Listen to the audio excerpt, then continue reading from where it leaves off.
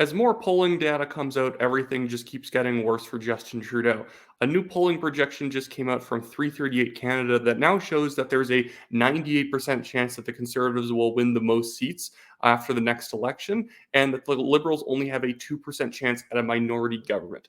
And even then, I don't think that it's realistic that the Liberals could even get close to getting a minority government this time. The 2% really just represents that in some crazy world, if every single poll is significantly favoring the Conservatives in a dramatic way, maybe the Liberals could win with high turnout numbers. And I really doubt they're going to be able to have high turnout numbers. If you remember, I made a video about a month ago that sort of talked about why I think that the Liberals, without even talking about the polls, can't win.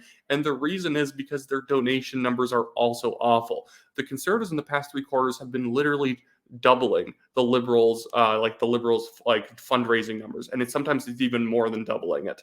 But the problem is for the Liberals is that when you are both polling badly and you do not have money, you are not going to be able to pay for good quality campaigns. You're not going to be able to get people out to vote. And what I think Justin Trudeau is doing now is he's just trying to hold on to as many seats as he can, try and keep his legacy from looking like Kim Campbell, getting completely smashed and falling below maybe 70 seats. I think that's what he's trying to do. And I think Jagmeet Singh with the NDP is simply trying to hold on and not make it look like he's made the NDP completely irrelevant. But why I want to make this video today was because the absolute glory of seeing so many just awful left-wing MPs now at risk of losing their seats. So I'll start off with just Alberta. I'm not going to bring this up on screen because it's a little bit tedious to do.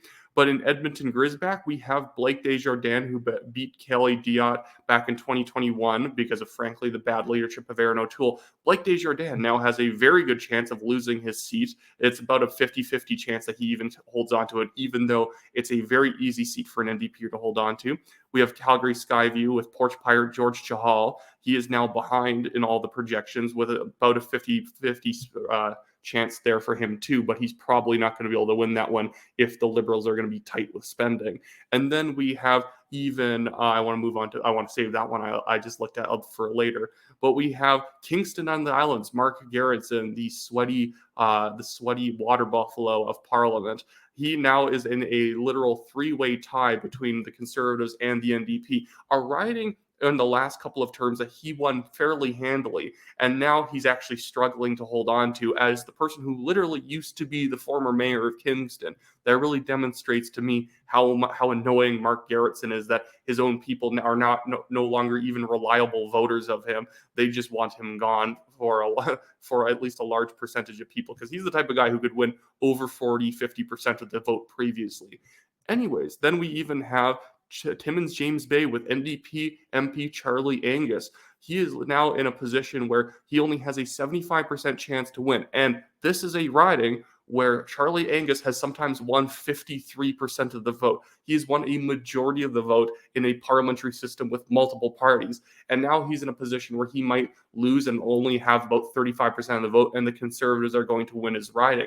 And before I move on to the last one, the reason I think this is happening, and every once in a while you'll have an eccentric Conservative MP or someone who maybe the public doesn't quite like a lot, but the difference between a bad Conservative MP and a bad left-wing MP is a bad left-wing MP from the Liberals or the NDP or the Greens. They talk about things that don't matter to people. And I think that once that person also makes themselves a pariah, the way that Charlie Angus and Mark Garrettson have through their just whining in Parliament, through their very catty sort of videos that they release on social media that, doesn't actually serve the public interest in any way other than, clout chasing on social media. I think that what happens is that a lot of left-wing MPs end up really alienating their base of people because they don't actually serve any of their interests, and then they don't even have the decency to be respectable. Usually a more eccentric Conservative MP is at least wanting to vote the right way. They're at least going to lower your taxes and leave you alone. That's kind of the great thing about a lot of more right-wing parties, is that you don't even have to like the people representing you, because they're going to mostly leave you alone and give you your own money back.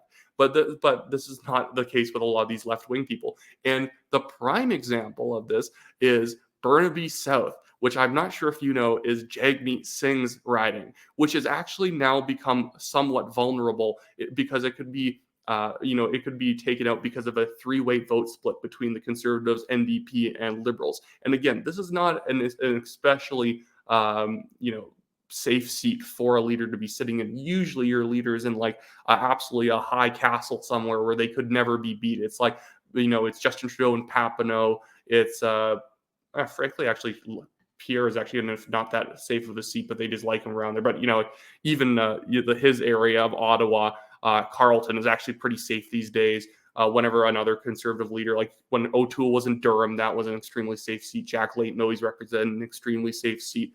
It's just something that usually happens. The leader is always in the safest seat just so that they don't have to worry about campaigning.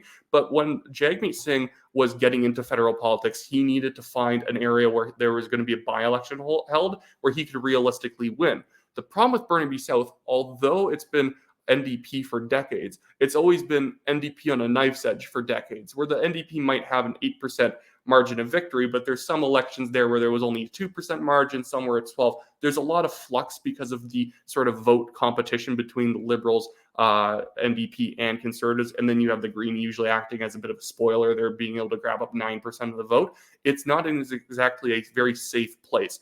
And I think that most Canadians have just not grown to like Jagmeet Singh. And I think a lot of the people in Burnaby South, which is kind of a more of a granola conservative riding where people will vote left because of sort of different, economic benefits that usually come from the left-wing parties for smaller cities and whatnot. They'll vote for that. But I think that they resent the fact that Jagmeet Singh doesn't actually care about the riding, barely hangs out there, and he also does not share any of the social values, which tends to be more conservative which tends to be more conservative in the riding of Burnaby South.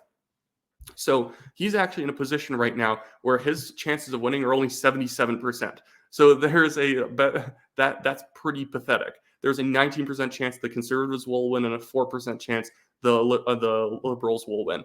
And like I said with the fundraising, the NDP has even worse fundraising numbers, obviously, than the Liberals. So I could see this being a riding where unless Jagmeet Singh actually campaigns really hard in his own riding, it could slip away just from the people of Burnaby South not wanting to be, left behind in a Conservative majority government. They actually would maybe want to be represented in that government. And Jagmeet Singh is already a bad representative, but after the next race, he probably won't be a bad representative that's even part of a coalition government. He's just going to be some irrelevant MP that nobody needs to care about. So I think that's what I wanted to highlight today, is not just that the Liberals are going to go down to defeat, it's that the worst Liberal and NDP candidates are probably also going to lose, which is, I don't know, makes this a holiday just to think about. But anyways, that's it for me today. I have my Give, Send, Go in the description below. I'm just in a crazy legal battle with a billionaire from China and whatever. I'm going to win this defamation case, but it's just annoying and really saps my financial resources. So if you can donate there, that'd be fantastic. Also, there's going to be a Ben Shapiro event happening in Calgary in November, and the National Telegraph will be releasing early bird ticket codes. So if you want to, if you want to be able to get those early bird ticket codes to be able to get tickets early, sign up at the TNT email list below, and I'll be sending out an email with the ticket codes a part of it. Have a great day, everyone.